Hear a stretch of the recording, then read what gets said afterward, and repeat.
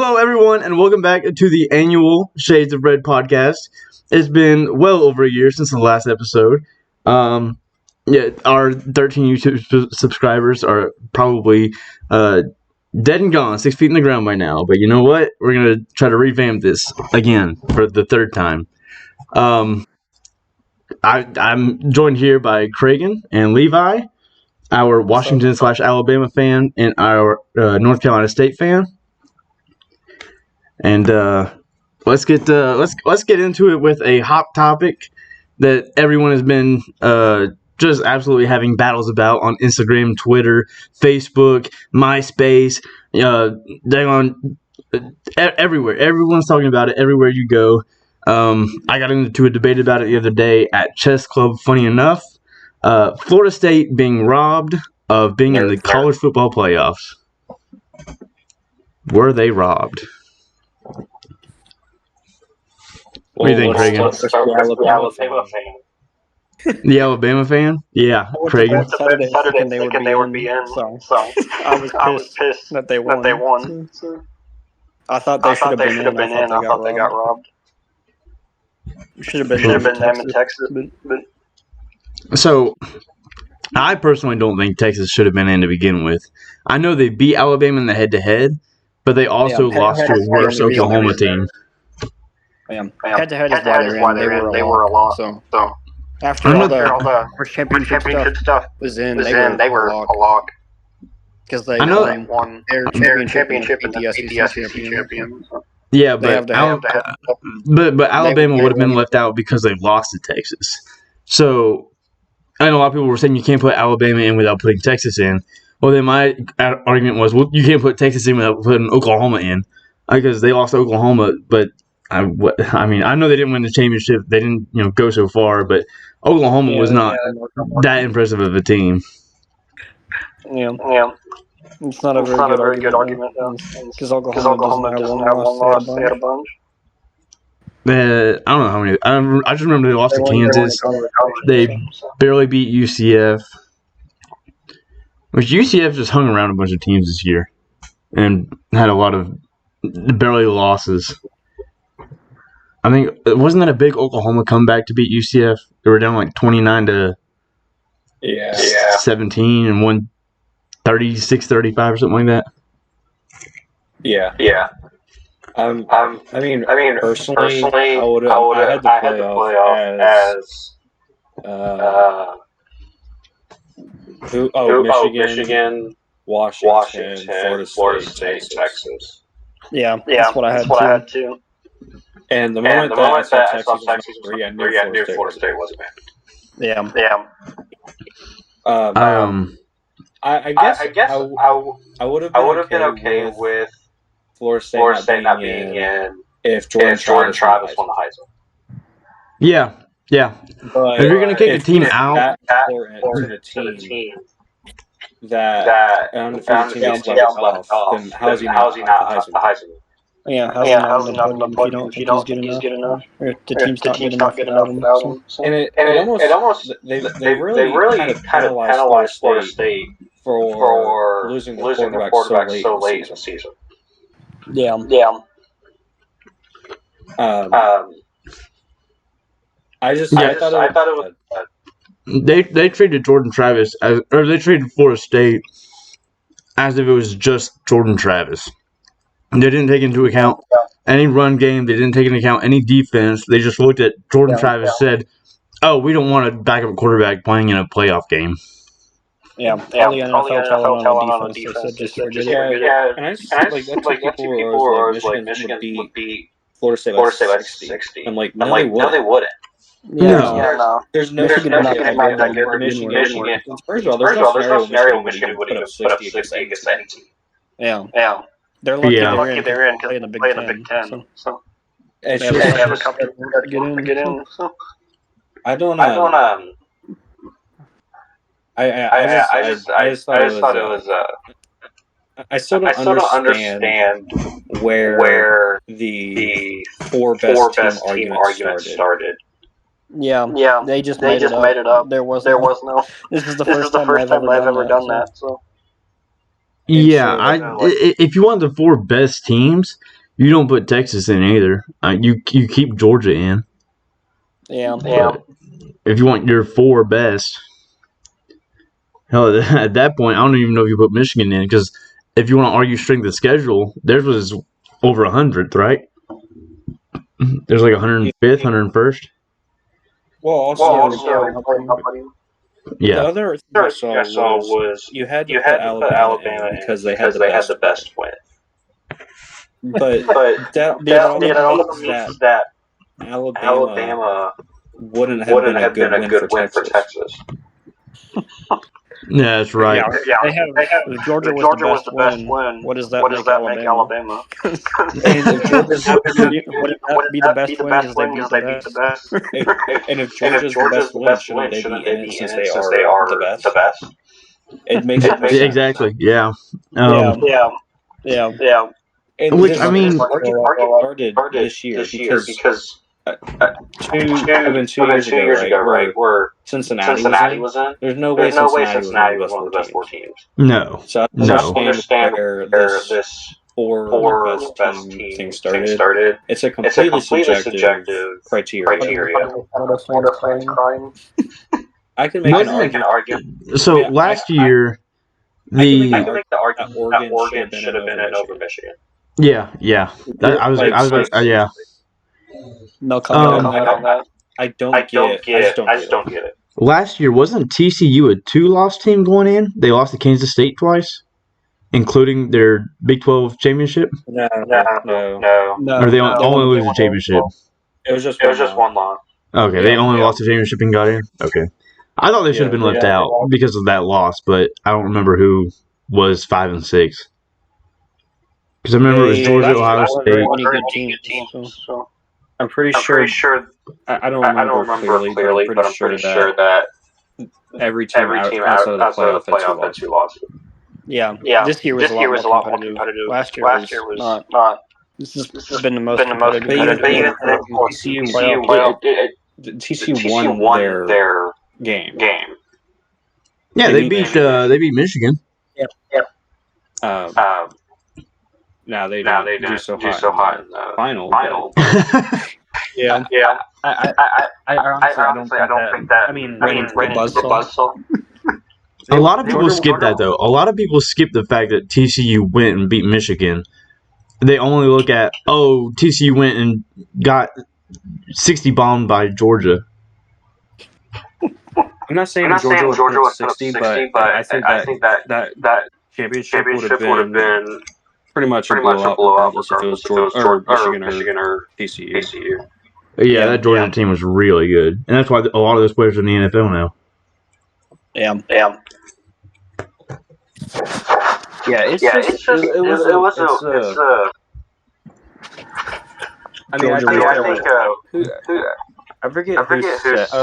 was Jaden Daniels. Where he said that they made the choice based off ratings and viewership. And that's pretty much exactly what it is. Yeah. Exactly. Yeah. Well, the SEC right now, I guess, has 2 schools in the playoffs because Texas is going to be in the SEC next year. Season's technically over. Yeah. So you've got 4 big headlines coming out of it. And then the SEC has that deal with the ESPN, that TV deal next year. Yeah. So another reason to go for ratings. And Boo Corrigan's brother is on staff at ESPN, isn't he? Yeah. That's his name, Tim. Yeah, and then his dad is a former Notre Dame athletic director. I mean, not many NC State fans like Boo Corrigan anyway. So when people are like say something about NC State, they're like, you're not telling us anything you didn't know before this. Yeah, I was talking to Pax Orbit about it on Instagram, and he was like, "No, this wasn't NC State. This is Boo Corrigan." I was like, "Oh yeah, you're right." he's not a very good motivator. I'll say. But he was. NC State was one of the teams that wanted out of the ACC before this season, right? Or was it just Florida State, Miami, and Clemson? Allegedly, yeah. I mean, we'll never know. Unless that happens, we'll never know. Yeah. Which, I mean, Florida State being left out of the playoffs is pretty much the death of the ACC anyway. I doubt it. Well, Florida State's going to leave. The ACC will try to compensate by adding teams like South Florida, UConn, and God, who else? I highly doubt that. I think it's much more likely that you're going to see an ACC and Big 12 merger before it goes. Yeah, I think it doesn't really hurt that much just because everything's expanded to 12 teams in the playoffs next year. So. Yeah, so you mentioned that earlier, and I was in the chat, and I was like, yeah, that you're right. It's expanding to 12 next year. So what's the point in leaving Florida State out? Because it's not really going to matter. Like, you're going to get more. Like, Florida State goes 13-0, wins their championship. Put them in, because next year they would be in anyway. In fact, your other two glorious teams that you wanted to put in, Texas and Alabama, would have been there regardless next year. So screw it, put Florida State in, let them play. It's not that. I think it'd be the a little bit. ESPN's revenue is a lot higher if SEC is perceived as the powerhouse. Yeah. Even though it's like, for instance, if instead of ESPN, let's say Fox owned the rights to the college football playoff, there's no way that Ohio State would have been left out in that 1 year. Was it 2017 or 2018 or whatever? Yeah. Oh, yeah. It's ratings. It's whoever gets the most money. Yeah. Next year, hopefully eliminate it. But again, we're going to probably have the same discussion about the team getting left out. Yeah. Well, if you're going to leave Florida State out, don't put them at 5. Put them at 6. Don't drop Georgia from 1 to 6. Nothing about those rankings makes sense. No. Yeah. Outside of Michigan, Washington, 3 to 6 made no sense. Yeah. Yeah, I completely agree. It was all dropping from 1 to 6 after losing to number 8 is crazy. I would agree with it. I would agree with it under the pretense that you went undefeated, one loss conference champion, then one loss non-conference champion. They would put them at 6. But they jumbled them up, which it just didn't. Yeah, it was messy. I wouldn't have a problem with it if that was like, more of a normal thing to happen. If, a higher ranked team lost to a slightly lower ranked team, and then the higher ranked team dropped, a few more spots and fell below the lower ranked team. But that doesn't happen. If you see a 1 versus 8 in the middle of the season, and the 8 wins, the 8 might jump to 5, but the 1 only drops to like 3 or 4. Because it's not that big of a loss. Another thing that I thought of was Texas jumped 4 spots. Yeah. I think, for being a number team. But Florida State drops out for beating the number 12 for winning undefeated with their third string quarterback. Yeah. Wouldn't have been playing in the playoff because Tate Rodman was back. Yeah. And they had a month to prepare for it. So it's not like he was going to go in and not know what he was doing. He was going to go in with enough preparation. It's like, just before, it's like OTA or, the month before the start of the season. Rodman actually looked too when he's had game time. Well, they're finding his Florida. Florida State dropped one spot for beating Louisville with their third string quarterback, right? Yeah. By 2 scores. Louisville also dropped one spot for losing to Florida State with that same third-string quarterback who dropped out of the playoff. Yeah. If that's such a bad win, then how is Louisville only fall one spot? Yeah, it should be a really bad loss on them. They should drop, 6 at least. And I'm not saying Louisville should have dropped more. I think a 1 or 2 drop is fine. But in the context of Florida State dropping out, that means Louisville should have dropped further than Florida State did.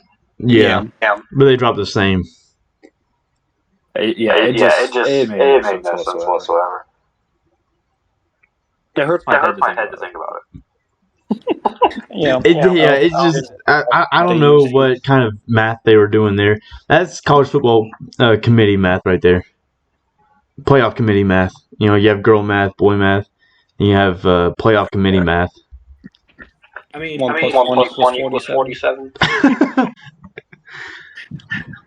I guess under their criteria you can make the argument, but it's just the criteria is so subjective that the criteria changes like every week too.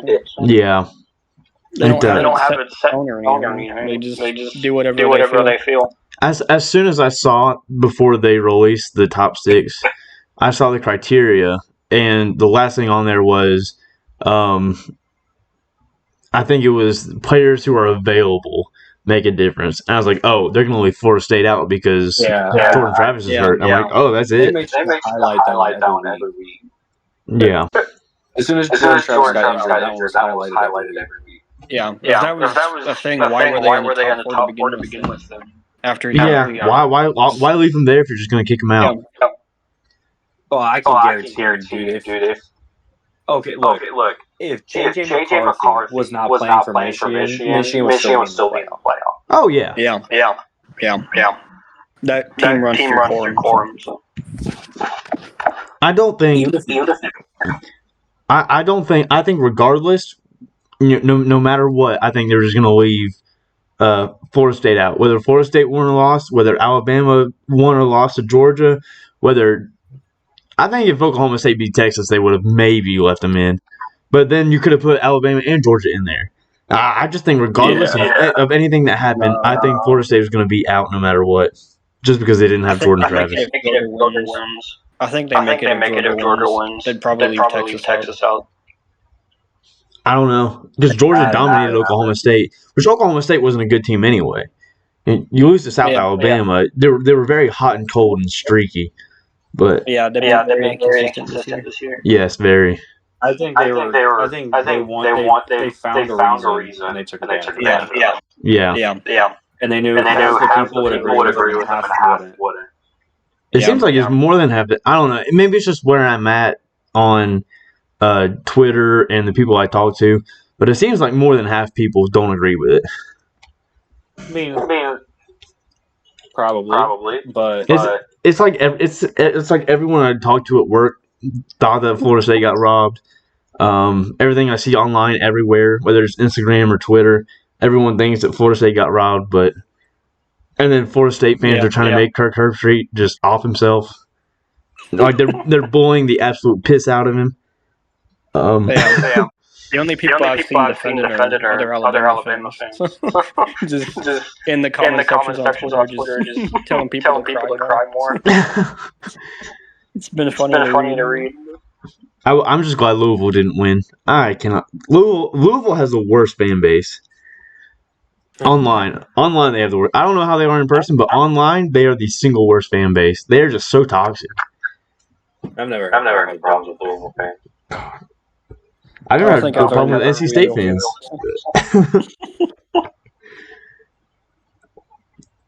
I don't think I've ever with one. Couldn't tell you one way or the other. There aren't many of them, but man, are they toxic. And for what? Never had a championship. No conference championship. In football. In basketball, yeah, of course. Not in football. I can't say anything. We haven't. You've at least been to one. Well, now they've been to one. Never mind. We have one. Yeah, you do have one, yeah. No, we haven't.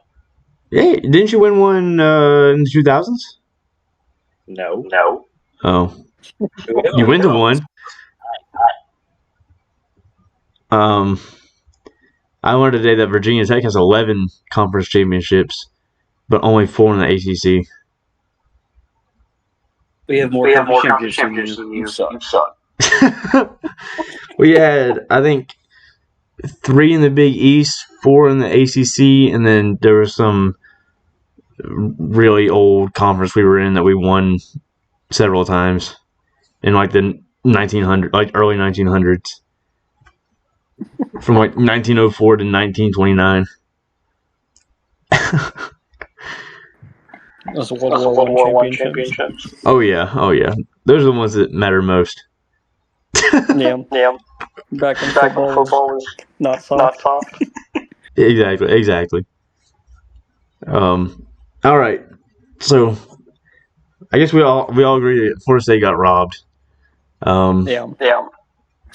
Even though it was. I wouldn't say robbed. I mean, based on the criteria, you can make the argument. It's just the criteria is stupid. The criteria is stupid, but it seems like they just keep changing the criteria to fit whatever narrative they want. I guess Rob, right? Because I have. It's just the criteria is stupid. Yeah, completely. All right, let's get into the bowl games for this weekend. We're going to do bowl games week by week, so Tuesday to Tuesday, because we're going to start doing these consistently on Tuesdays, hopefully. And that's my plan. I'll be here on Tuesdays. Whether you guys are or not, that's up to you, but I'll be here on Tuesdays. Tuesdays. Tuesdays at 9, and then they'll be uploaded immediately following. So this Saturday, we've got an 11 o'clock game, Georgia Southern versus Ohio in the Myrtle Beach Bowl. I don't remember the spread off the top of my head. Let me look it up real quick. Southern's favored by 3. I'm looking at it. Okay, Georgia Southern's favored by 3.5. Yeah, okay. I kind of like I don't know. Georgia Southern started this year really hot, and then they got really cold. Like Oklahoma has been the last 2 years. They really didn't have. Oh, they lost to Texas State by 21. That's rough. Ohio. I don't know much about Ohio. I honestly did not even know Ohio was 9-3. That's how little I pay attention to Ohio. I kind of like Ohio in this one. Georgia Southern's been. I don't know who's leaving each team. I think Georgia Southern is a team that loses a lot. They have a lot of talent. They're just not the brightest kids, so they don't go to a FBS school. I mean, you could go to somewhere like LSU pretty easy, but they get too much talent. These are 3-star guys who end up going to teams like Tennessee. I'm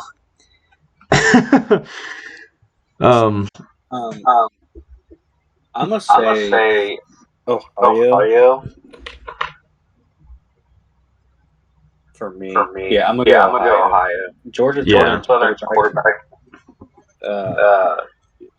To say he likes to turn the ball over is an understatement.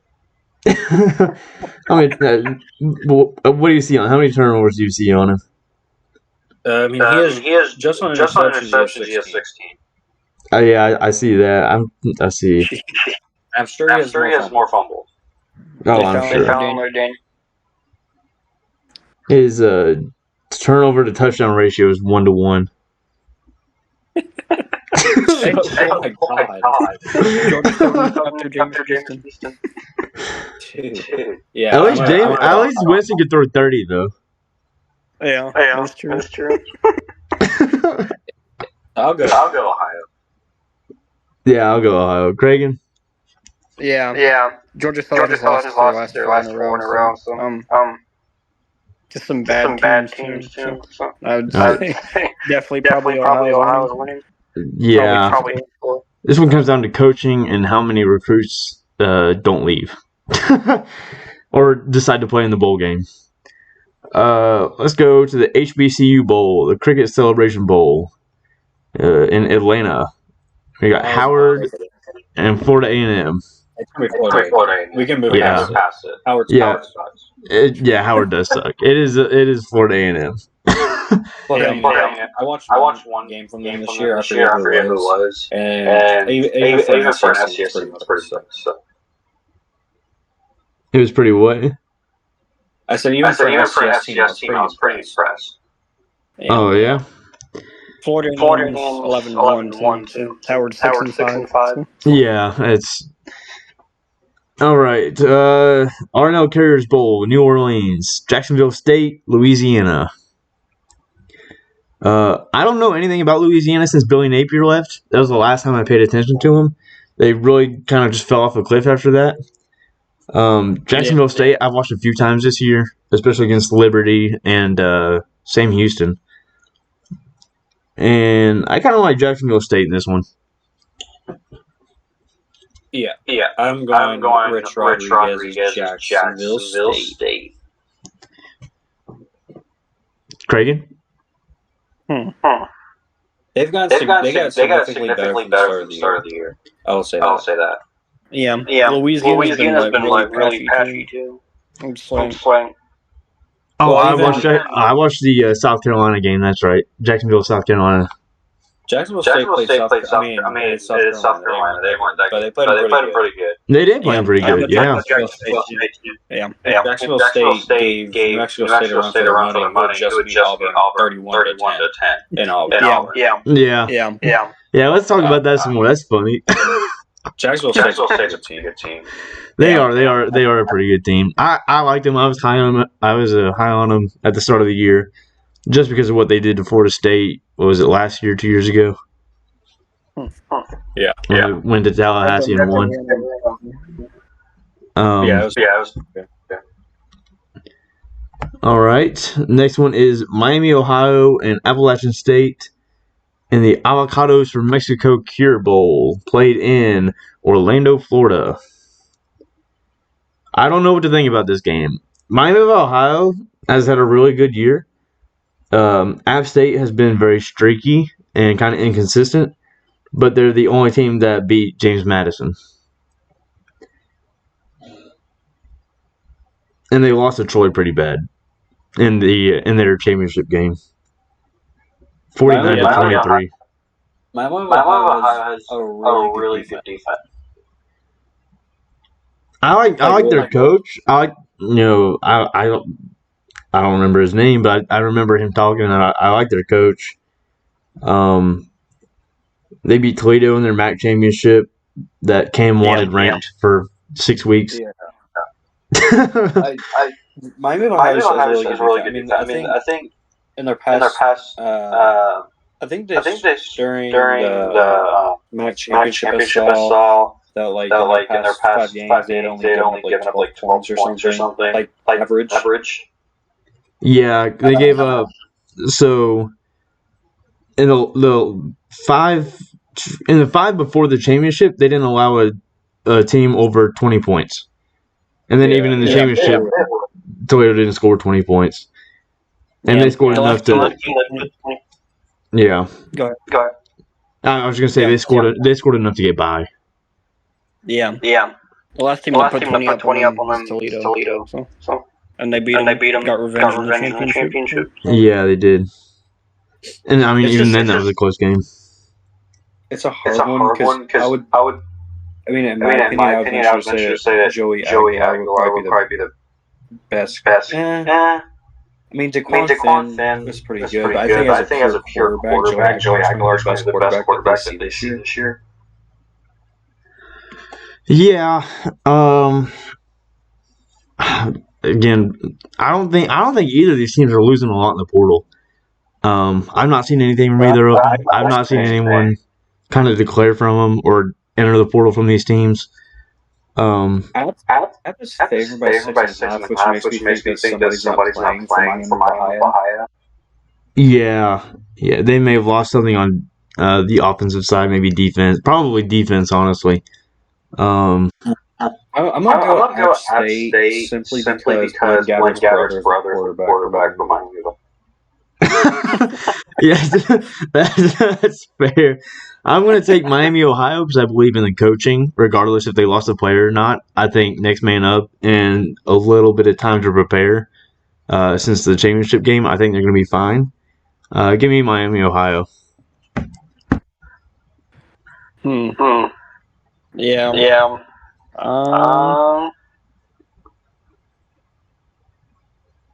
I'm kind of leaning App State just because they've been a little bit more impressive with their wins. But like Levi said, Miami Ohio's defense has been really good.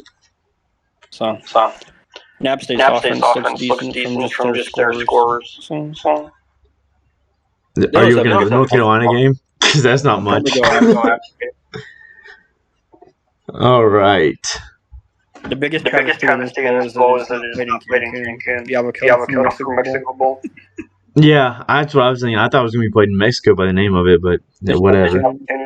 Yeah, I agree. All right. The Isleta New Mexico Bowl played in Albuquerque. New Mexico State versus Fresno State. New Mexico State. Next. But Fresno State was so hot to begin the year. You know, they were all hyped up. They beat Purdue and Arizona State. They blanked Arizona State. That 2-10 Arizona State team does not matter.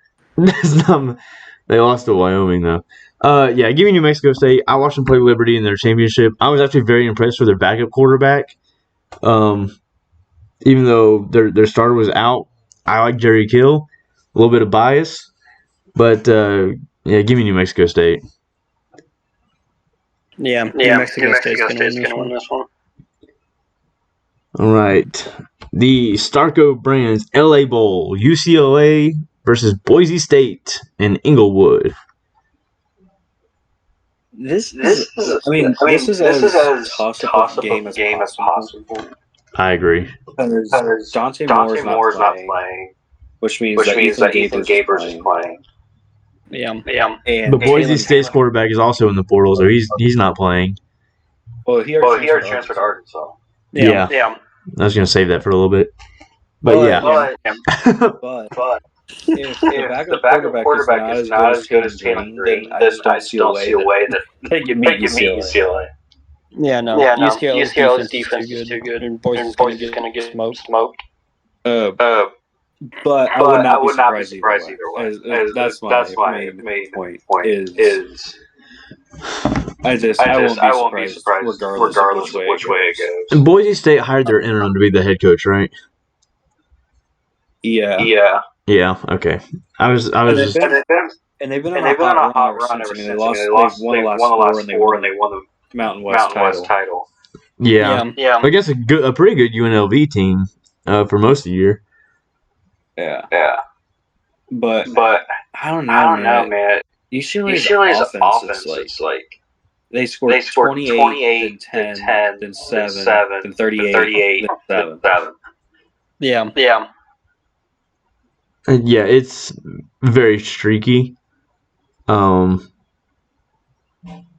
is Ashton Jonte playing for Boise? The running back? Good question, because I don't know. He's playing. I would imagine he's playing because he's only a sophomore, and I don't think he hit the portal. If he's playing, then they have a chance. So I would assume he is playing. The line is only 3.5, so they're not. It's not like there are any massive impacts in this game outside of both teams not having a quarterback. Yeah, I mean he's got to be playing if it's only 3.5. Where does UCLA's run defense stand as far as? Let's see. He hasn't hit the portal yet. So. He's even said he's returning to Boise State. Oh yeah, so he'll be playing for sure. Let's see. I'm trying to see defense, but I don't see defense. I mean, it's not. At least in the Cal game, they got blown out by Cal. And Did Cal run for a lot, or did they throw a lot in that game? It's through a lot. Okay, so see, I want to know how they are against the run, but there aren't a lot of run-heavy teams in the Pac-12. Yeah, they've allowed 3 touchdowns on the run, along with 19. Oh, so They're run against 19. Their opponents average 2.33 yards per attempt. Okay, see, but that's like looking at like a Virginia Tech pass defense. Like Virginia Tech's pass defense is 7th in the nation, but they're often in positions where their opponent is throwing the ball a lot. Running the ball a lot. Whether it's, they're already up, like Florida State was running the ball all over us, Rutgers ran the ball all over us. Even Old Dominion ran for 210 yards against us. We played teams that weren't throwing the ball, so our pass defense looks better. But then when teams needed to pass the ball, sometimes it worked out. Often not, because it was against terrible, terrible teams like Boston College, UVA, and Wake Forest. Yeah. UCLA's defense kind of tapered off a little bit at the end of the season, but they were really good for most of the season. Their defensive line especially. So. Even in their last 5 games, no team averaged more than 4 yards a carry. Yeah. No team did? No. The highest I one got was 3.7. So was that? Probably Jaden or Cal. It was Arizona. Oh, yeah. Surprised they contained Jaden not that well. Cal had like 3 point. Oh, sorry. They had 3.9. Cal did. So I'm gonna go UCLA. Yeah. Yeah, I'll go UCLA too. Yeah. Solely off the defense, and I don't trust the backup Boise State quarterback. Yeah. Because if they get in a position where they have to throw the ball, like if UCLA just blitzes the whole time, then I don't trust the backup at Boise State can complete that. But a backup at UCLA would have more talent and more talent around him. Sure, and not to say that Boise State's not a talented team. It's just they're not as talented as UCLA. All right. The Radiance Technologies Independence Bowl played in Shreveport, Louisiana. It is Cal versus Texas Tech.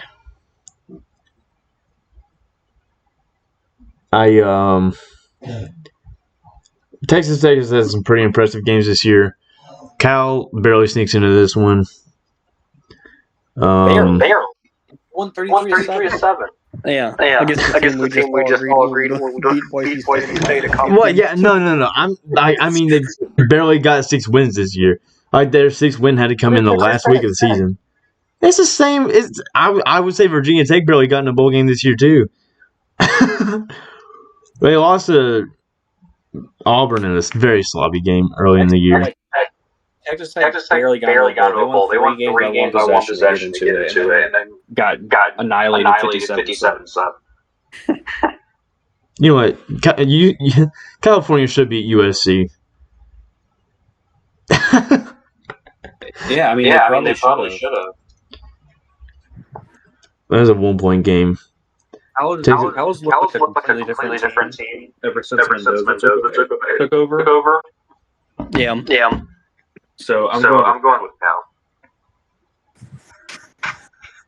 Oh, wait a minute. Did they fire their coach mid-year? Oh, I forgot. Cal. No, they cycled every quarterback on their roster until they got to the guy that was on the roster. Oh.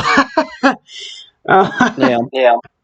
They transferred in Sam Jackson and Ben Finley. Both of them sucked.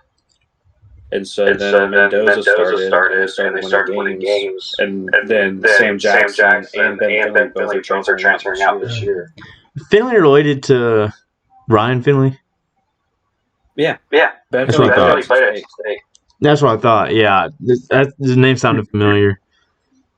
You guys can take Cal. I'm going to take Texas Tech.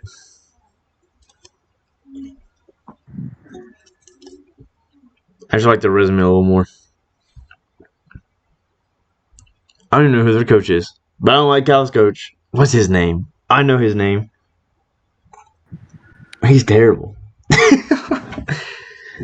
But that's why they'll be in the ACC, baby. All right. Speaking of transfers, portals, and all this recruiting nonsense, who has committed the most fraud? Was it Oregon when they pulled Dylan Gabriel, or was it who else? Kentucky getting Vandergriff? Neither. It was Charlotte. Yeah, I don't know what Charlotte's doing. Charlotte is pulling so much stuff out of their butt. It's crazy. They got six Power 5 transfers in a day. 4 of them are offensive linemen. One's a quarterback. One's a receiver. It's like three offensive linemen. So it was the craziest thing. I don't know what Charlotte. I don't know. I don't know what NIL or under the table money they've got down in Charlotte, but that's crazy. ESPN probably. Yeah, I don't know what. Fair play to them. I mean, they made sure he's the worst team in the state, so I'll give them that. We can just walk through. I can just walk through the rankings. Which ones are committed? And we can just talk about it. So these are 24/7, not mine. Yeah. These are other people's. I don't necessarily agree with these rankings. But the top one that's committed, Ryan Leonard going from Duke to Notre Dame.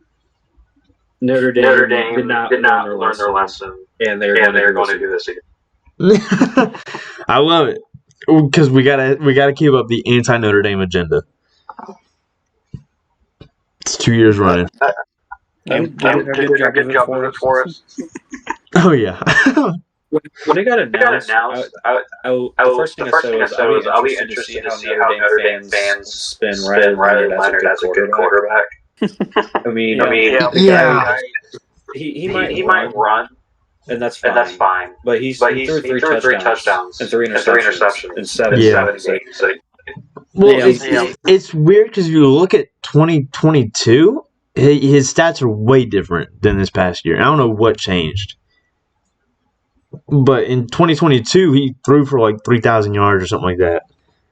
And had, like 11 touchdowns. And then this year, he goes out, has like, might as well be 700 yards passing, 3 touchdowns, 3 interceptions, and ran for 2,000 yards. I mean,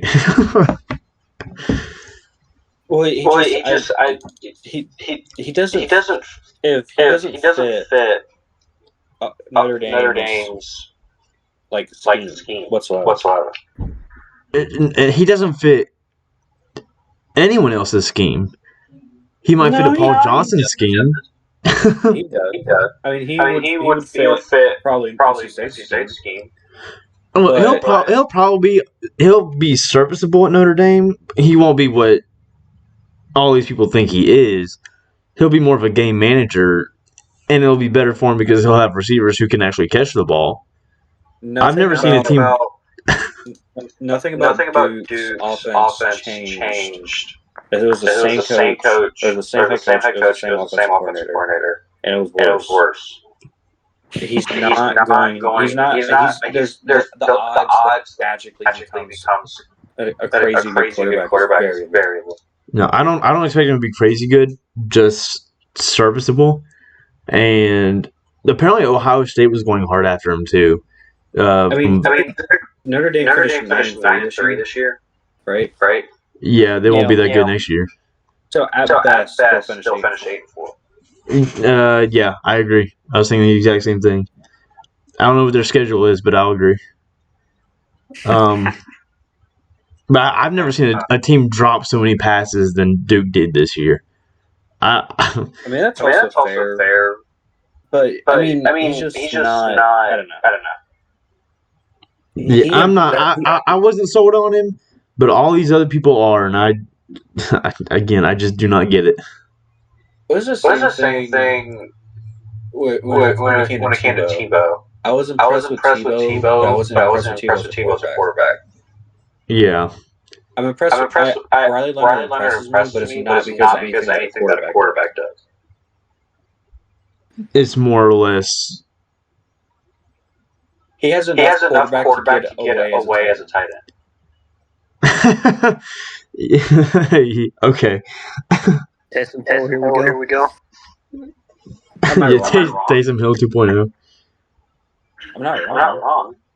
No, I'm not saying you're wrong. I agree. I completely agree. I don't think he's that guy. If Tim Tebow came out of high school as a 3-star and had premarital sex, he would be Riley Leonard. Yeah. Oh, yeah, true. So the next one, number 6, according to 24/7, Georgia quarterback Brock Vandagriff goes to Kentucky. Oh, I'm only 24/7 has him at 4. You are not on the composite ranking. Oh no, I'm just on top. Top commits. Yeah. You're in the lame section. Get real. I'm not allowed in the cool kids club, all right? I mean, there's not really lots to go off Brock Vandagriff. Yeah, he hasn't really had much opportunity. So we don't know much about him. Just in general, what I've heard from Kentucky fans on social media, they don't seem very confident that they're going to win many games regardless next season. That boils down to coaching, though. I mean, I think it also. I don't think Stoops is. I don't think Stoops is a bad coach per se, but he brings in a lot of these 3-star guys from like mid majors and these middle of the road Power 5 schools, and they're just not the greatest receivers ever. Like they brought in Tavion Robinson from Virginia Tech a couple years ago, and he was great at Tech, but he didn't do anything at Kentucky. It's not even necessarily that. It's who Kentucky has to play next year. Yeah, that's why you can't bring in these guys from, So Kentucky has to play Georgia. They play at Ole Miss. They play at Florida. They play at Tennessee. They play at Texas. Oh, they're cooked. They're going to be winded by the end of the year. And depending on how that falls, like when they play those teams. I mean, just to put this in context, by the end of September, they were already played Georgia and at Ole Miss. Yeah, it's crazy. They're starting at the end of the first month. Yeah. Yeah. It's a rough start. So what I've heard about Vandagriff is my boss watched him in college or watched him in high school. He didn't like him as much as Stockton. I think that's his name. Their third string quarterback now. Well, I guess now they're second string quarterback.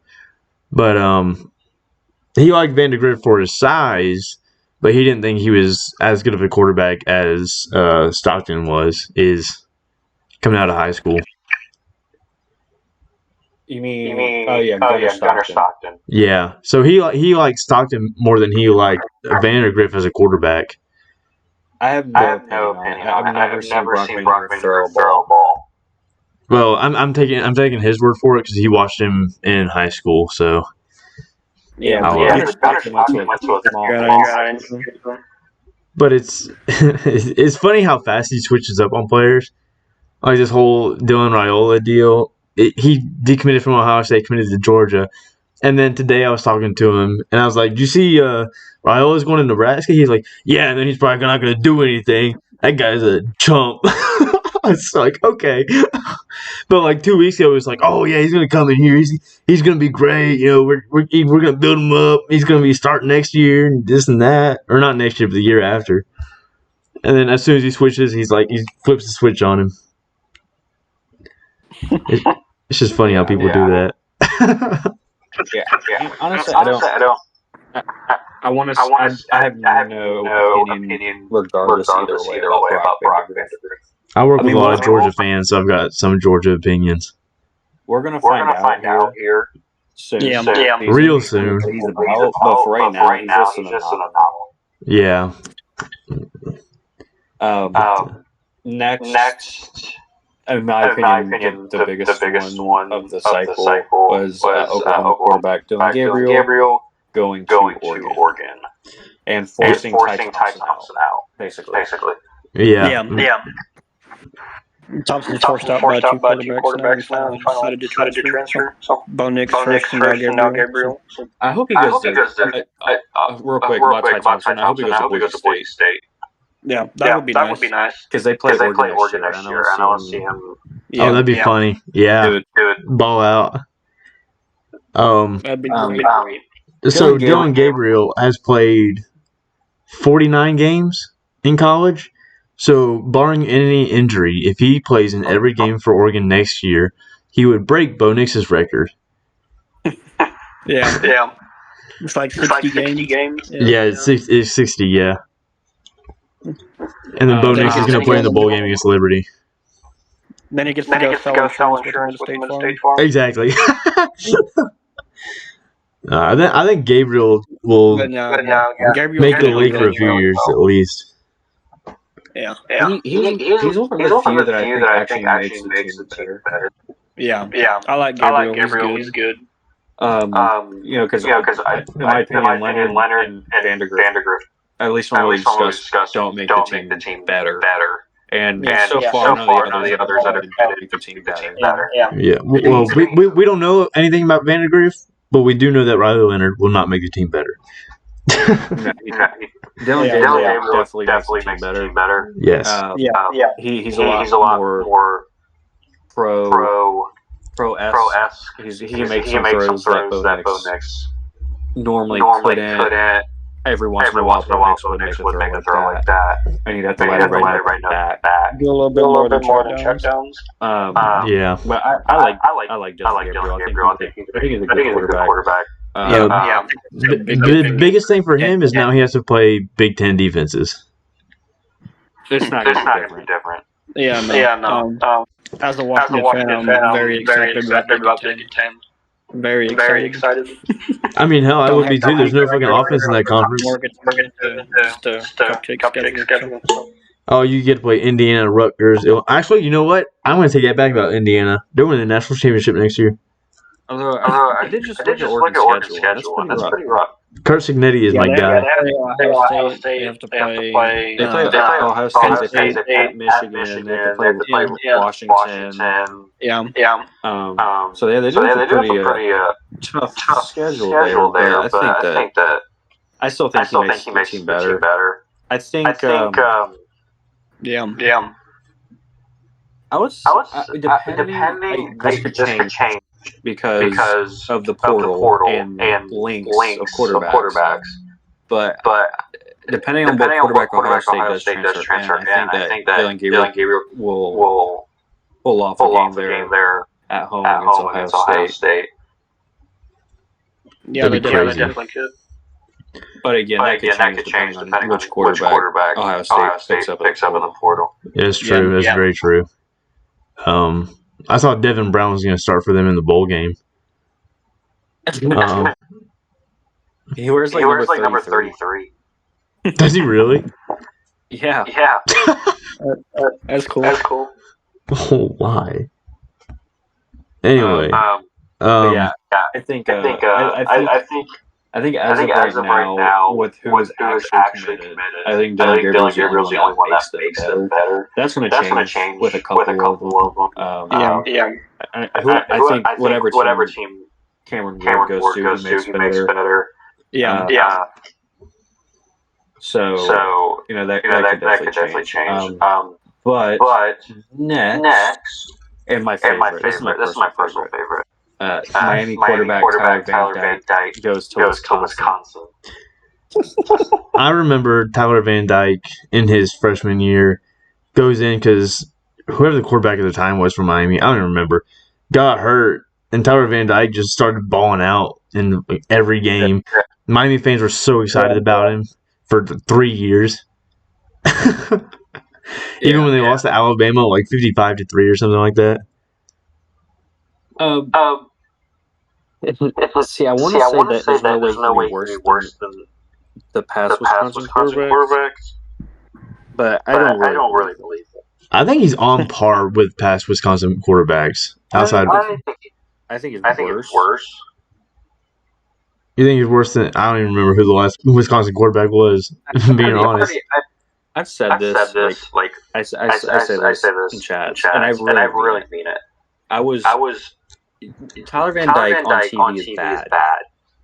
Like you can see it's bad. But when you watch him, it's shocking how bad Tyler Van Dyke was.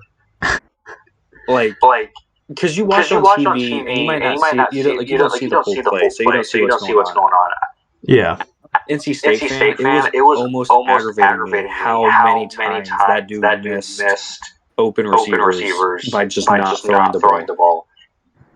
Really? Just holding on to it? He holds on to it and eventually just throws it randomly right to a defensive player. I mean, he turned the ball over 4 times against us. I mean, he should have like 4 touchdowns. He just, I don't. He's shockingly bad. I think we all watched the end of that Miami Florida State game when who was it? Emory Jones got hurt or Emory Williams? Emory Jones. Yeah, when he broke his arm, and Tyler Van Dyke got to go back in, and I was like, I think I've seen Tyler Van Dyke be clutch before, and and he had a couple. Was it 2 4th downs he converted, or was it just the one? No, I don't think he completed a pass. Yeah, he completed one to the outside. It was top of the screen. It went for like 14 yards, and then they ran the exact same play again, and it worked again. Did they? I don't remember that. I just remember you were going off because they ran the same play twice in a row. I just remember him throwing an interception because it was the most Tyler Van Dyke throw ever. Yes, he did. He threw an interception on the 3rd pass of that drive, I believe. He went 2 of 7 for 29 yards reception. It was the most Tyler Van Dyke possibly had. Yeah, it was hilarious. Emory Williams. Emory Williams. That's what I thought. I was like, Emory Jones was a Florida quarterback who was that Wisconsin's quarterback. Emory Jones. No. I don't know. I don't remember where he went. Wisconsin's quarterback this year? Yeah. No chance. He was in Arizona State, I think. Yeah, he was back through Arizona State. Oh, okay. I couldn't remember where he went. I just remember he transferred out. Wisconsin's quarterback was Tanner Mordecai, I think. That's right. Yes. He was from somewhere else, too. I don't remember where he was from, though. A couple places. I'm pretty sure he started at Oklahoma and went to SMU. Yeah, that's right. I remember him at SMU. I think Tyler Van Dyke just makes them as good as they were. But the problem is that Wisconsin no longer has Braylon Allen. So they're worse. They'll find another running back. No, they won't.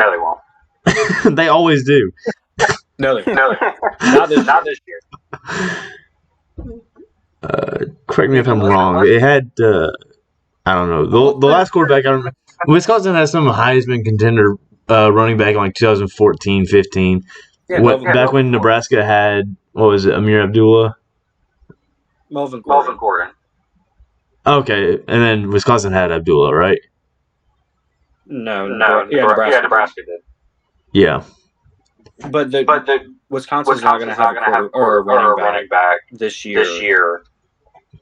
Unless a huge running back enters the portal after the Bowls, there's no. Travion Henderson. I think he's a senior. He's got another year of eligibility, I think. The only big running back in the portal, the only big running back portal right now is Trevor Etienne. And he's going for Wisconsin. No, according to On3, yeah, I'm sorry, I'm bringing up speculation and rumor here. According to On3, he's committed to Georgia.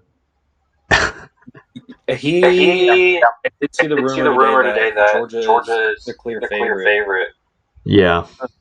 To get him. And I would believe it. Which is funny. I mean, Georgia, produces some pretty good running backs too. It's not even that. It's just man. I don't get how. I don't understand how you can sit in a locker room. Right? Say you're in the locker room. You're in the Florida locker room. And you're going into your biggest game of the year against Georgia.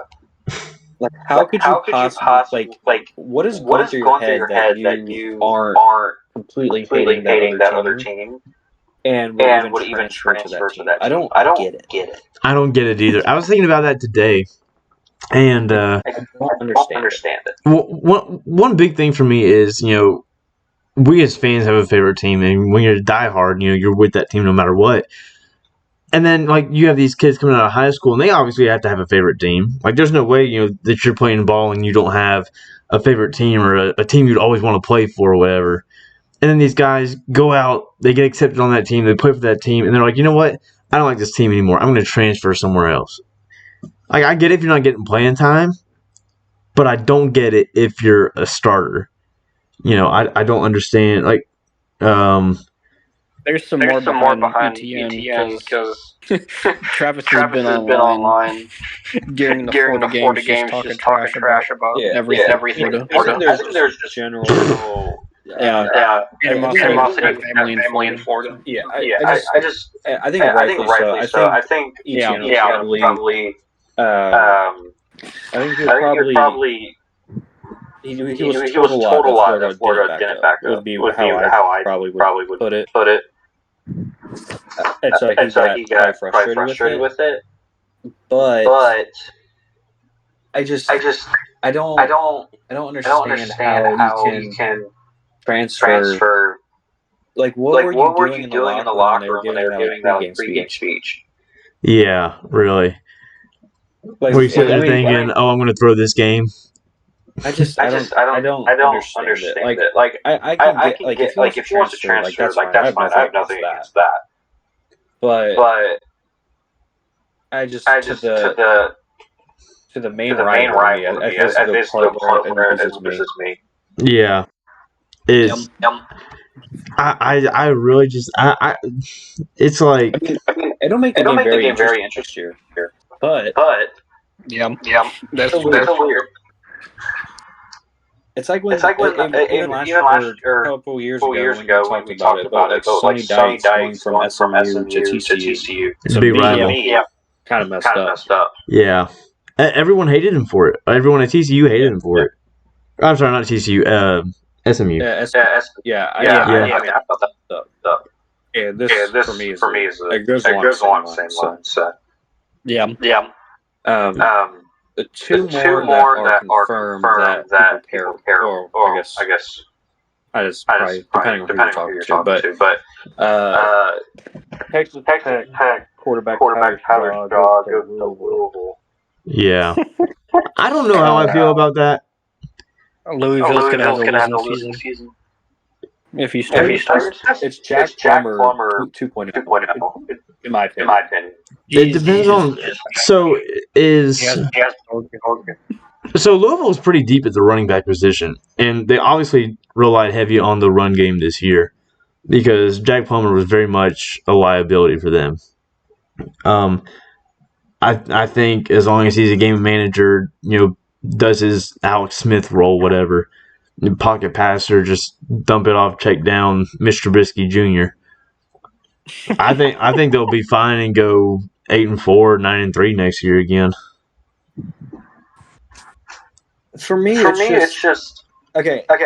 I'll throw this next one in there, because I had the same point with these two quarterbacks. But Texas A&M quarterback Max Johnson going to UNC. Yeah. I don't understand why two teams who by all accounts, have pretty decent NIL programs. Has settled that low right off the bat. Yeah, I don't get it either. You had to know that bigger quarterback names are going to come out. Yeah. So I don't really get it because you're going to tell me that even if you took the quarterback portal as it is today, Louisville is content. Is UNC or Louisville really content with Tyler's drop? No, absolutely not. Yeah, I'd be really concerned if they were content with shoot. So. I mean, I don't get it. You have especially UNC. They have the NIL money to persuade people, right? Yeah. You could have went out and got Jaquan Finn from Toledo. You could have went out and you could have got maybe Grayson McCall. You could have went out and you could have got Jordan McLeod. You could have held on and got Ty Thompson. Yeah, Ty Thompson. Yeah. So I don't get why they settled so early. Dude, hold on. UNC settled before the portal even opened. Yeah, they settled 3 days before. Yeah. So I don't get it. I mean, you even have Kyle McCord, Will Rogers, Will Howard. I mean, yeah, Will Rogers probably would have been great at UNC. You have way better options available to you that you could realistically have gotten. I don't get why they settled for Max Johnson. Yeah, I don't either. I don't get that at all.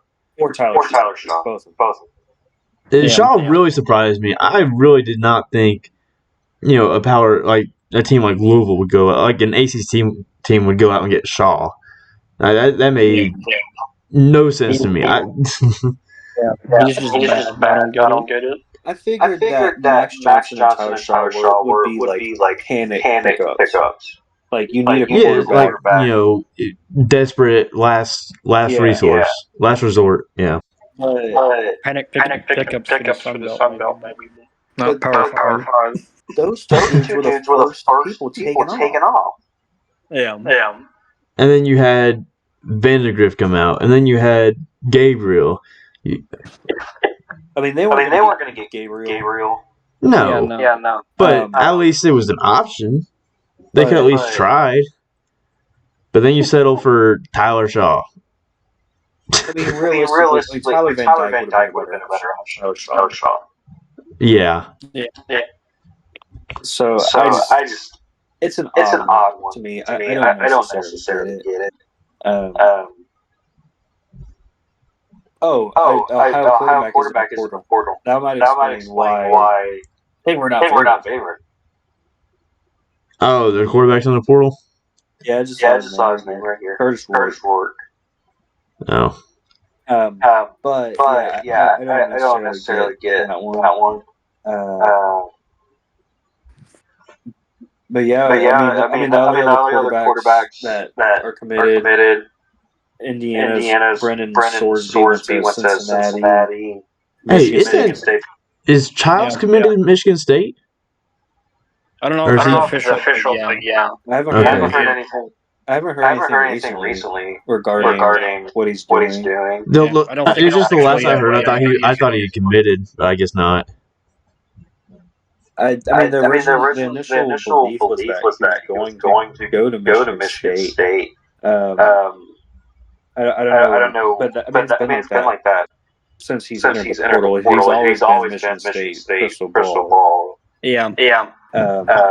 So I'm not sure what's holding it up. I don't know if it's like an NIL thing. Again, that's like positive delay.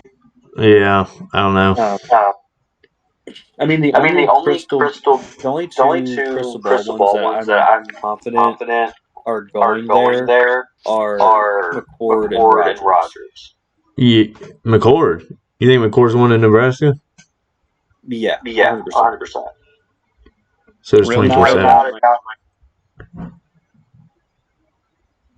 There is not a doubt in my mind he's going to Nebraska. And there's no doubt in my mind that Will Rogers is not going. Yeah, I think both those are. I think Will Rogers for sure. Colin McCord, sure, why not? I think he definitely is. I think it's funny that people are so high on Kyle McCord after just crapping on him all year, saying he was just a game manager quarterback. People are like, "Well, Ohio State's like," especially Joel Klatt. He was like, Ohio State's offense isn't that great this year, but their defense is top 10 in the country. But their offense is, lacking a little bit. But these teams that go to the national championship, they don't have great offense, but they have great defense. That was a segment that Joel Klatt had, and his reason for why Ohio State was going to the national championship. That guy sucks off a lot of. Based on what I've heard from like people close to Ohio State, is that the McCord leaving situation was very not cordial. It wasn't kosher. Yeah. I read a report from like Ohio State Insider that McCord wasn't there to clean out his locker. He was just gone. And he was kind of like put in like unfair situation where he was essentially kind of told to transfer, not given the option. Oh yeah. Interesting. But either way, I think McCord to Nebraska is probably a done deal. Unless they're really persistent on starting Raiola immediately, I think McCord probably goes there. So the whole Raiola situation is very funny to me, just because he committed to Ohio State, then decommitted from Ohio State, then committed to Georgia. Now he's decommitted from Georgia, and now he's looking at Nebraska. And I don't know what Nebraska's got to offer him. I don't that Georgia didn't have or Ohio State didn't have. But good corn. So Dylan good corn. First of all, Dylan Raiola is from Nebraska. Okay. He grew up a Nebraska fan. Okay. Raiola's uncle is currently the offensive lineman coach for Nebraska. Nice. Yeah. That makes sense. That makes sense. He's always been there. Or he's always wanted to go there, but the problem is that Nebraska's been so turbulent that it wasn't a good career choice for him. But now they have Matt Rule. Is that Matt Rule's got things settled down that they can start to turn it around. So it's not a good look for Georgia to lose a recruit this close to signing day because it's 8 days away. Yeah, it is very close. And now they're down to two quarterbacks in Beck and Stockton. Yeah, Gunnar Stockton. Yeah. But do they? I don't know if they have a quarterback like not that I've heard of. Committed other than Raiola? No, because the other commits that they had decommitted because of Raiola. Yeah, they do. They have a four-star commitment. Ryan Puglisi. From where? Connecticut. Yeah, he'll decommit and go to UConn. Don't worry. So I think it's not a good look, but I don't think it's indicative of like Georgia like falling apart or anything. No. I think it's just a form of coincidences all in one place. It would be very funny if Beck went pro, though, or if he declared for the draft, and then they were stuck with Stockton. It would be funny, but the odds that happen are less. Yeah, it's the whole reason Vandergrift probably transferred. Yeah. Because if there's discussion that Beck is going to go pro, there's no way that Vandergrift transfers. Unless they're really set on Thunderstock being back. There's been a lot of Georgia players hit the portal, especially on defense. There's been a lot of guys in the portal everywhere. No, they lost another edge today, Marvin Jones Jr. Georgia's only had 14 job to like two freshmen. So. Yeah. That's why he's not a starter anymore. Yeah, Georgia's only had 14 at the portal. You know who's going to get a lot better? Syracuse. And it's because of who they have as a coach, because he was the number one recruiter in the country last year, and then he hired that guy from Texas A&M who was the number one recruiter in the country in 2021. It doesn't matter, dude. Recruiting matters. It may not like it's like a Butch Jones situation at Tennessee. You can recruit all the talent in the world, but if you can't put the product on the field to win the games, it's not going to matter. Not even that. You have confidently, I can say this. Nick Saban probably cannot recruit a lot of Syracuse. And I mean that. He's pulling some guys out of the portal pretty good. Or that are pretty good. Well, he's going to pull some guys from Georgia. Like, he's already got this receiver, Jackson Meeks. Who's throwing to him? Yeah, see, that's my big question, is who's their quarterback going to be? It's a hard Syracuse is a hard job. They had Donovan McNabb before. They can do it again. Yeah, dude, come on. It's almost 2024. Anything can happen. If you're gonna get a big time quarterback like that, you would have to find a guy like the Puglisi guy that's from Connecticut. Jeff Sims. You're gonna have to find a guy that's from North. It's gonna be hard to recruit a guy from the South to go live in Syracuse. Yeah, fuck that.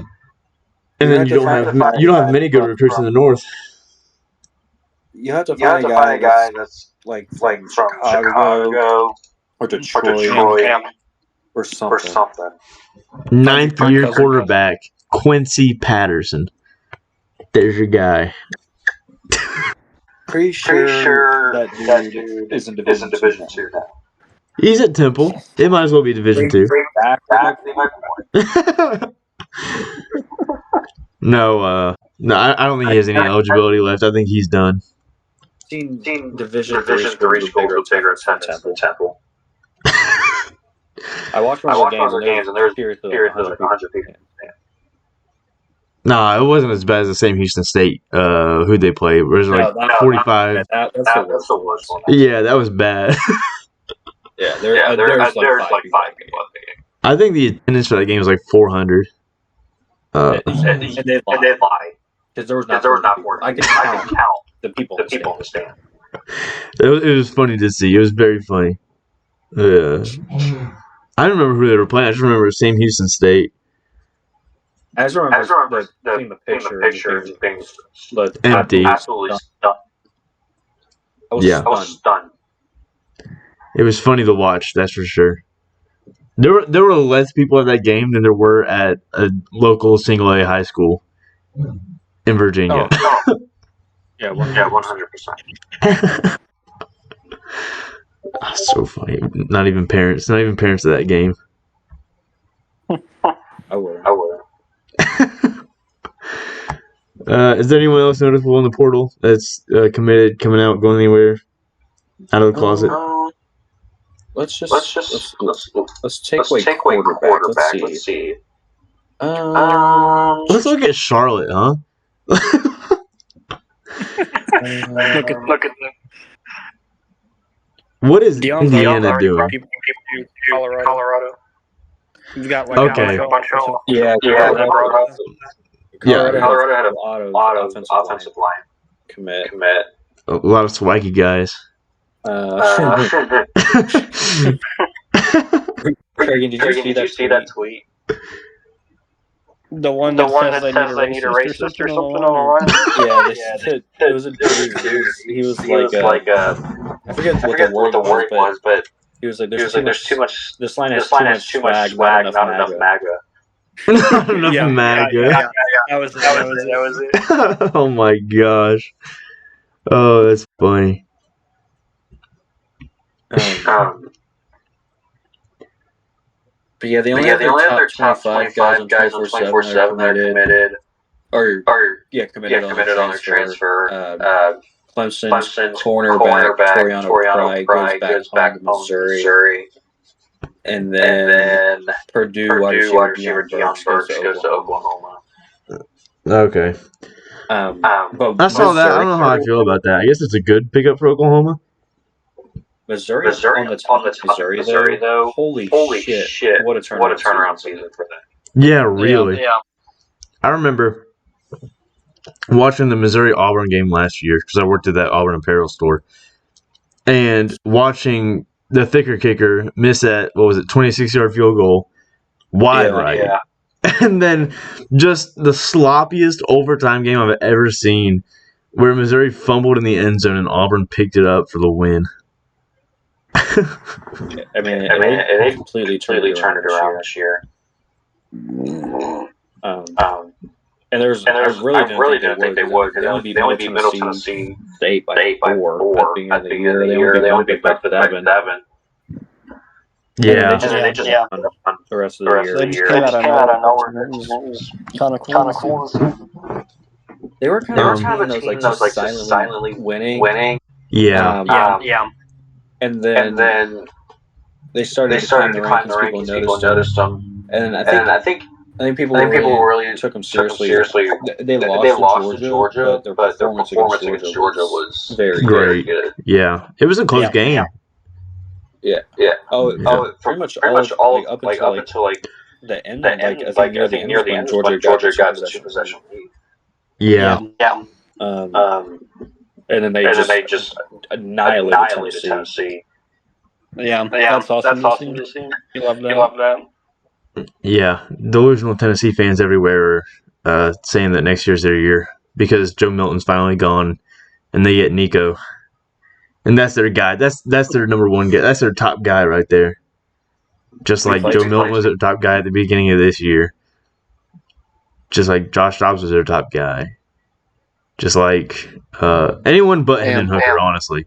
They didn't take Hendon Hooker seriously at all until he had to come in for an injured Joe Milton. Yeah. I aspire to have that much faith in delusion that Tennessee fans have. I don't know how they do it. Yeah.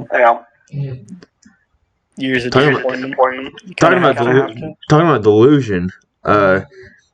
Indiana, huh? Kurt Signetti promising that Indiana's going to win the Big Ten. I like it. Calling Michigan and Ohio State, trash, overrated. I love it. I wish more coaches. I wish more coaches would talk trash like that because that's not just entertaining. But now I'm pulling for that guy at Indiana. I am. I mean, it's bold. It's so bold. I love it. I hate listening to Brent Price say every week, at the Wednesday press conference, oh, yeah, we got this team coming up. They got this coach, really awesome guy. I respect him a bunch. Quit respecting the dude. I want some disrespect around here. Tell me how much you hate this guy and you want to rip his guts out and tear his team limb from limb so bad that all the players quit and the coach has to find a job as a janitor in a damn middle school. I want you to ruin careers, not respect these guys. Back Brown is my favorite. Before the state UNC game comes out, how much he loves our players and everything. Even the fans are just like, what in the hell? Yeah. I mean, Indiana. I'm looking at Indiana's schedule this year, and I'm really struggling to find 2 wins. 12-0. Market. So realistically, they played Western Illinois first game. I'll give them the win. Easy. 45. Then they go to UCLA, which would be a loss. Nope, they're winning that one. Sorry, bud. Then they have to play Charlotte, which will be a loss. It might be. That'll be a good game. And then they play Maryland. I'll give them the win on that one. I saw where MJ Morse is going to go to Maryland, or thinking about it.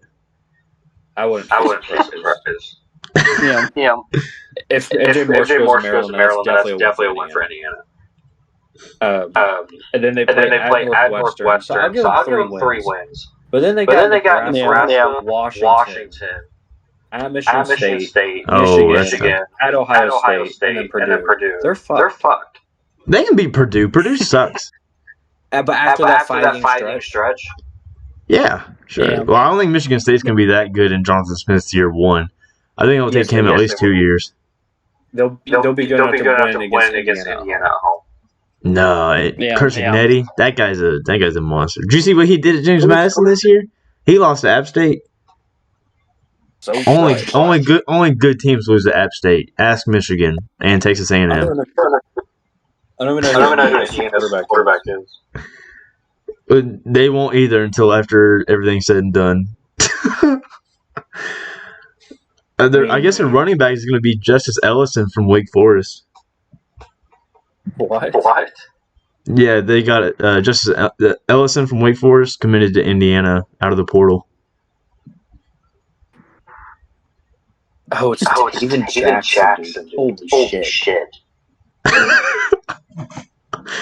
That's the winner's name right there. Oh my god. I completely forgot Steven Jackson existed. Where's he from? My god, he's the he's from Tennessee. Taven. Oh. How did he ever start it? There's no way he ever started at Tennessee. He didn't start, but he's the guy. Was he behind Guarantano or whatever his name was? The Guarantano. I don't remember. No, he played there last year. He's the guy that was Josh Dobbs with hair. Or not? Spencer Rattler with hair. Spencer Rattler. Same thing. Huh? Both suck. Well, no. He literally looks like Spencer Rattler, but with like a lot of hair. Like look him up. He looks like Spencer Rattler with a lot of hair. Oh, he really does. Oh wow.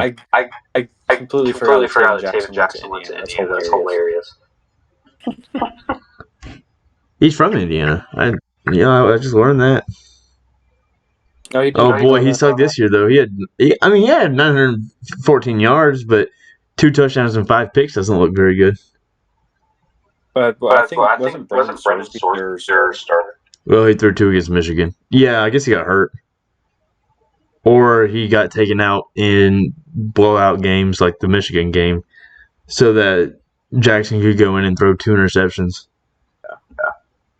Or Sorsby transferred, so I think Taven Jackson's the only quarterback on the roster. That's on scholarship. Yeah, that's right. Sorsby did transfer. I don't remember where he's going, but I saw he transferred. Cincinnati. That's right. He played for old Scott Satterfield. Yeah. They need to help. They were 3-9. So. Yeah, Cincinnati kind of sucked. Scott Satterfield sucks more though.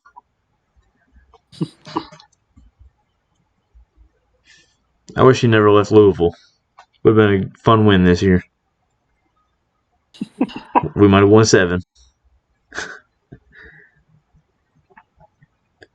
Oh, did you actually win 6? Yeah, we're in a bowl game. We played Tulane. Nice. Congrats on the lot. That's on the 23rd. Yeah, we get the Military Bowl. I'll take a look. It's sold out. Right. I've never seen a team sell out a bowl game that wasn't like a New York 6. But freaking, we sold out the Military Bowl. Who sells out the Military Bowl? Y'all. Yeah, apparently. I went to the Belk Bowl in 2019 when we played Kentucky, and that bitch was empty. Yeah, I was gonna go to the Pop-Tarts Bowl, but I don't think I'm going there. You should run on the field and eat the mascot. Kidding? Perfect time to be a streaker. Imagine how do you even explain that one cheat? How do you explain that to somebody from 2 years ago? That in 2 years somebody's gonna run on the field to eat the mascot? That sounds terrible. The Pizza Bowl, the Mayo Bowl. Oh, the Mayo Bowl. The thought of grown men simultaneously taking a bite out of another man in a Pop-Tart outfit just makes me laugh. I want to win because I want to see Dave Dorn do it, but I just want to see it in general. I just have to see how kinky it gets. I just think the way you worded that was so funny. Oh, imagine 2 years ago. A grown man's gonna run on the field and eat the mascot. I mean, I would do it. That's just so funny. I mean, what are the odds I have to go back to Orlando for a football game again? Yeah, exactly. That's what I'm saying, man. You gonna go watch UCF play? I didn't think so.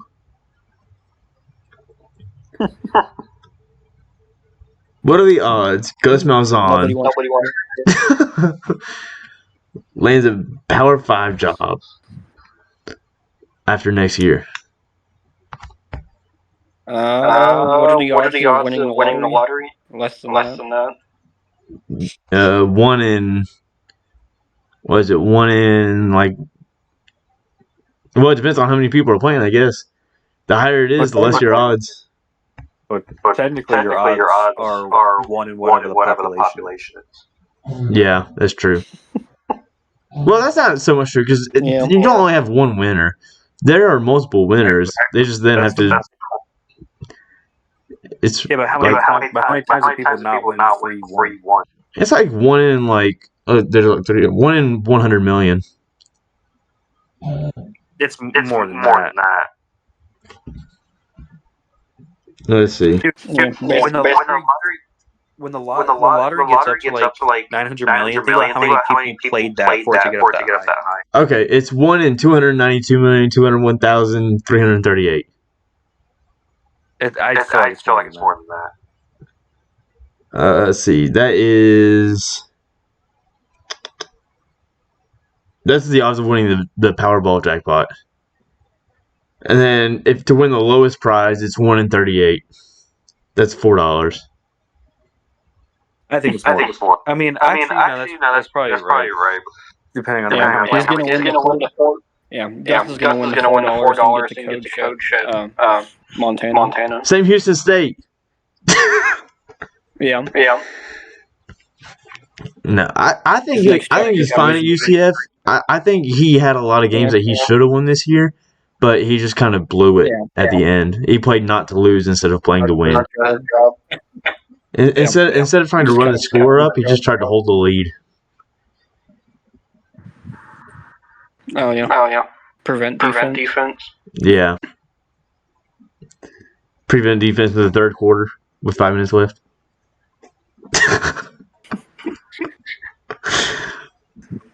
That's so stupid. Well, I got to go to bed. Yeah, me too. I got a long drive tomorrow. Going to Virginia for a wedding this weekend. But that's a good start. This was all of an hour and 34 minutes. So until next week, we've made our bowl picks. We talked about some of these transfer guys. We talked about a couple coaches, things like that. Couple of recruits, mainly Raiola, and the funny situation he's in. Anyway, until next week, I'll see you guys. I'll see you guys then, and let's get this back on track.